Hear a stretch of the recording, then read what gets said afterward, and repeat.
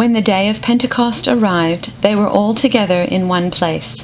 And suddenly there came from heaven a sound like a mighty rushing wind, and it filled the entire house where they were sitting.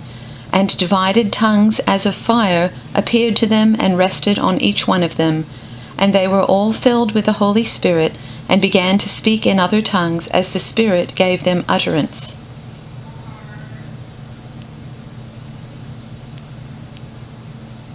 When the day of Pentecost had come, they were all together in one place. And suddenly from heaven there came a sound like the rush of a violent wind, and it filled the entire house where they were sitting.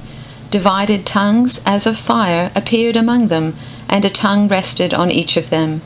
All of them were filled with the Holy Spirit, and began to speak in other languages, as the Spirit gave them ability.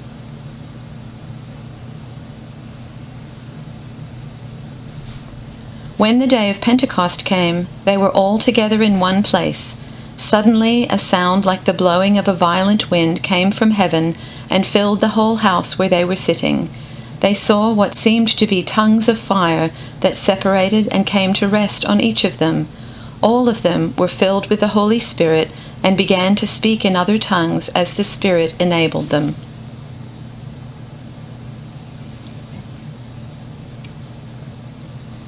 On the day of Pentecost, all the believers were meeting together in one place.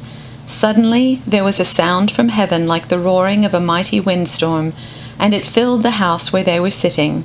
Then what looked like flames or tongues of fire appeared and settled on each of them.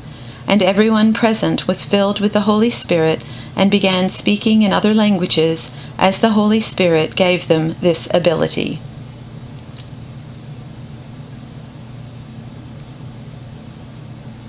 When the feast of Pentecost came, they were all together in one place. Without warning, there was a sound like a strong wind, gale force. No one could tell where it came from. It filled the whole building. Then, like a wildfire, the Holy Spirit spread through their ranks, and they started speaking in a number of different languages as the Spirit prompted them.